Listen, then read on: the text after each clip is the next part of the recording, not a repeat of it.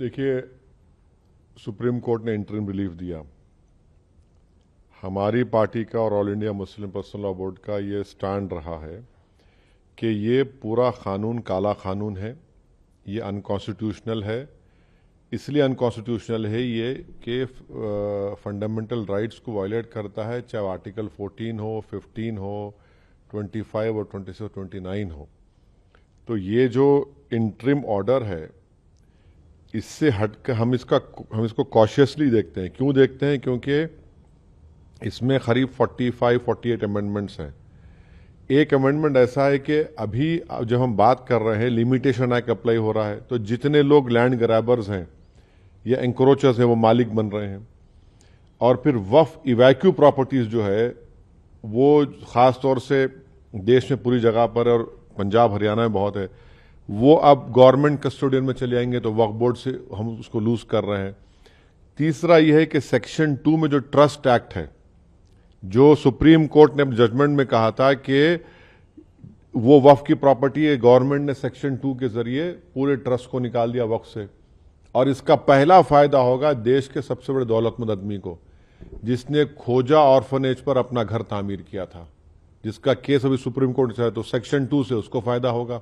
पूरे जो वक्फ जो ट्रस्ट है, उसको ट्रस्ट है बोल के वक्फ से निकल जाएंगे। चौथा ये है कि ये 5 साल का प्रोविजन है। कौन तय करेगा कि 5 साल से प्रैक्टिसिंग मुसलमान है?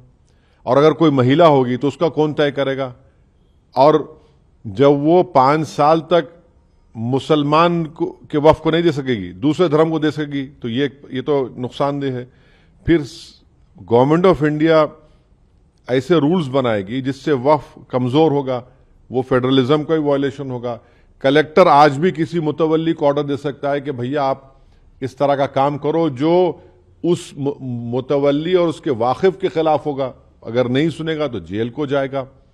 तो इसमें ऐसे कई प्रोविजंस है, सेक्शंस हैं जो वक्फ बोर्ड को खत्म कर रहे हैं। तो एक लीगल बैटल तो हमारी कंटिन्यू रहेगी, हमारा प्रोटेस्ट भी कंटिन्यू रहेगा, क्योंकि सवाल सिर्फ पूरे लॉ के खिलाफ हम लोग हैं जो अनकॉन्स्टिट्यूशनल है, और ब्लैक लॉ है जो वक्फ को बचाने के लिए नहीं लाया गया है, जो वक्फ को लूटने के लिए, वक्फ को बर्बाद करने के लिए, छीनने के लिए लाया गया है। माननीय उच्चतम न्यायालय ने यह भी कहा कि ज्यादा पिटिशंस आई हैं उनको कहीं ना कहीं वो एक तरीके से दिखाई देती हैं, एक ही बात पिटिशन में आती है। तो कुछ पिटिशंस को सुनने की बात कही गई है। 5 ठीक है, सुप्रीम कोर्ट ने कहा है 5 पिटिशन सुनी जाएंगी, बहुत अच्छा है। हम तो यही चाहेंगे कि ऑनरेबल सुप्रीम कोर्ट इसको जल्द से जल्द सुने, क्योंकि इसमें ऐसे कई सेक्शंस हैं जिससे वक्फ को खत्म किया जा रहा है।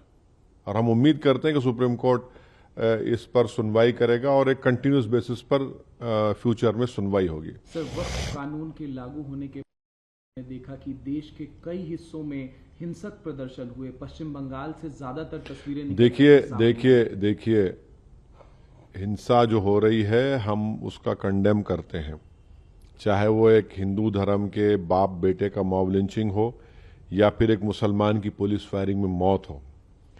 मगर सरकार ने यह कानून क्यों लाया?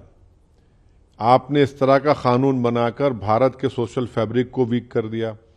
आपने इस तरह का कानून बनाकर भारत की जनता को पैगाम दिया कि हिंदू धर्म के एंडोमेंट बोर्ड, बौद्ध धर्म के, जैन धर्म के, सिखों के गुरुद्वारा प्रबंधक कमेटी के लिए एक कानून होगा और मुसलमानों के लिए अलग कानून होगा। ये आपने किया ना काम, सरकार ने किया काम कि आपने बताया, ये नफरत की मिसाल आपने, डिस्क्रिमिनेशन की मिसाल आपने कायम की है। हम तो कह रहे थे पार्लियामेंट के अंदर ज्वाइंट वर्किंग कमेटी में, हमने टाइसन नोट भी दिया। ये तो सरकार की जिम्मेदारी है। सरकार की इस गलत फैसले की वजह से आप टारगेट कर रहे हैं मुसलमानों के ईमान को, मुसलमानों की मस्जिदों को, दरगाहों को, इमाम बाड़ों को। और अब कैसे उम्मीद करेंगे कि कोई गयूर मुसलमान आपके सामने सर झुका देगा, आपके कानून को एक्सेप्ट कर लेगा, जो कॉन्स्टिट्यूशन के खिलाफ है, फ्रीडम ऑफ रिलीजन के खिलाफ है, आर्टिकल 26 का ग्रेव वायलेशन है। कल सीजे पर चिंता व्यक्त की थी जिस तरीके से हिंसा हो रही थी सर, और कहीं ना कहीं अब आगे किस राह पर देखिए हम वायलेंस के खिलाफ थे, हैं और रहेंगे, मगर प्रोटेस्ट हमारा अधिकार है। हम जनता के दरमियान में जाएंगे, अपनी बात को रखेंगे, प्रोटेस्ट होगा। All India Muslim personal law board ने जो प्रोटेस्ट का प्रोग्राम बनाया, हम उसकी सपोर्ट करते आए, सपोर्ट करेंगे। ह्यूमन चेन का उन्होंने ऐलान किया, एक डेट को ह्यूमन चेन होगी, एक तारीख के दिन कोई डेट अनाउंस होगा जिसमें 10 मिनट के लिए लाइट बंद होगी। महिलाओं का प्रोटेस्ट होगा। प्रोटेस्ट तो डेमोक्रेसी की रूह है भाई, वरना अगर प्रोटेस्ट नहीं होगा तो फिर डिक्टेटरशिप रह जाएगी, फिर जमहूरियत कहां रहेगी, लोकतंत्र कहां रहेगा। प्रोटेस्ट पीसफुल होना चाहिए और पीसफुल होगा इंशाल्लाह। मैं आपको उदाहरण देता हूं। मानिए कि आप खान पान के मामले में आप वेजिटेरियन हैं, हम नॉन वेजिटेरियन हैं। अब कोई एक कानून बनाए कि हमारा जो समाज है वो सिर्फ वेजिटेरियन खाना ही खा सकता है, तो नॉन वेजिटेरियन का अधिकार नहीं है नॉन वेजिटेरियन खाना खाने का। कोई ये कानून बनाए तो स्टेज जो कोर्ट है इस पर चर्चा सुनना चाहेगा। ये तो नहीं कहेगा कि नहीं हम खाते हैं, हम मांस खाते हैं तो इसलिए हम मांसाहारी हैं तो हम आपको भी सपोर्ट कर देंगे, ऐसा नहीं है। वो कहेगा हमको अपना संविधान देखने दीजिए, संविधान क्या कहता है।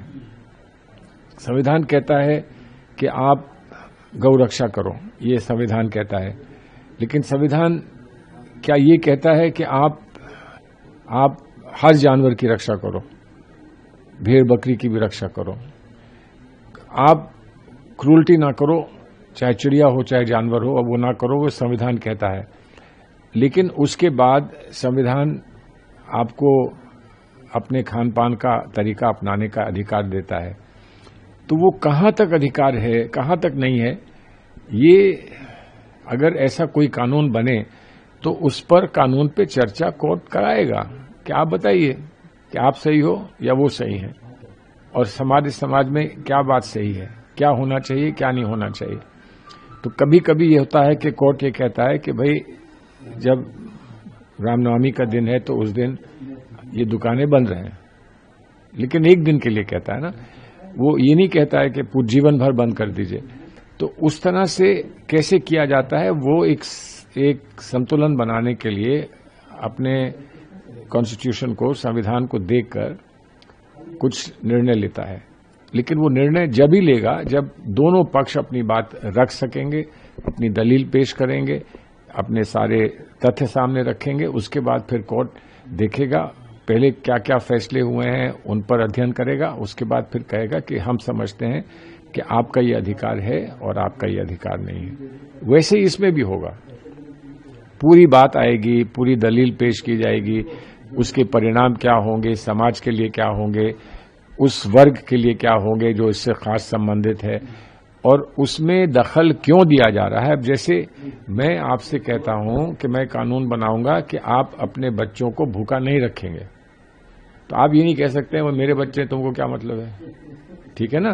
क्योंकि समाज को एक दायित्व होता है समाज का कि वो समाज में हर एक का ध्यान रखे, बच्चों का ध्यान रखे, महिलाओं का ध्यान रखे और शिशुओं का ध्यान रखे, सबका ध्यान रखे। तो आप ये नहीं कह सकते कि आपको इसमें दखल देने की क्या बात है। लेकिन अगर आप किस स्कूल में बच्चों को पढ़ाएंगे उसमें मैं दखल देता हूं। जब आप ये चाहते हैं कि आपका बच्चा आपकी भाषा में, आपकी भाषा को समझे, आपकी संस्कृति को समझे, आपके कल्चर को समझे, तो मैं कानून बना दूं, कहूं कि नहीं वो कल्चर नहीं, मेरे कल्चर से वो बच्चा पढ़ेगा, तो वो गलत होगा ना। लेकिन उस पर भी चर्चा होगी कि आपका अधिकार क्या है, बच्चे का अधिकार क्या है, मेरा अधिकार क्या है। तो आप दूसरे पर वो चीजें नहीं थोप सकते हैं जो आप समझते हैं अच्छी हैं, जब तक कि वो बातें सचमुच उसके लिए भी अच्छी ना हो, और वो उसके लिए भी अच्छी है। इस बात का निर्णय कौन करेगा, कोर्ट करता है। जब कोर्ट करेगा तो हमको मान लेना पड़ेगा, और कोर्ट करेगा तो आप सरकार हैं, आपको मान लेना पड़ेगा कि हाँ हमने कुछ करना चाहा था लेकिन वो कोर्ट ने कहा कि वो गलत है, और इतना हमको कोर्ट ने अधिकार दिया है उतना हम कर लेंगे, जितना हमको अधिकार दिया है उतना हम कर लेंगे, उससे आगे हम नहीं करेंगे।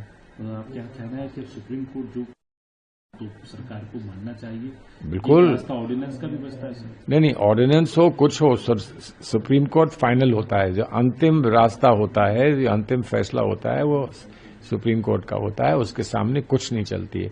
ऑर्डिनेंस भी करो और नया कानून भी बनाओ तो उसको भी फिर सुप्रीम कोर्ट के सामने ही जाना पड़ता है। अंततः जो सुप्रीम कोर्ट का फैसला होता है वही मानना।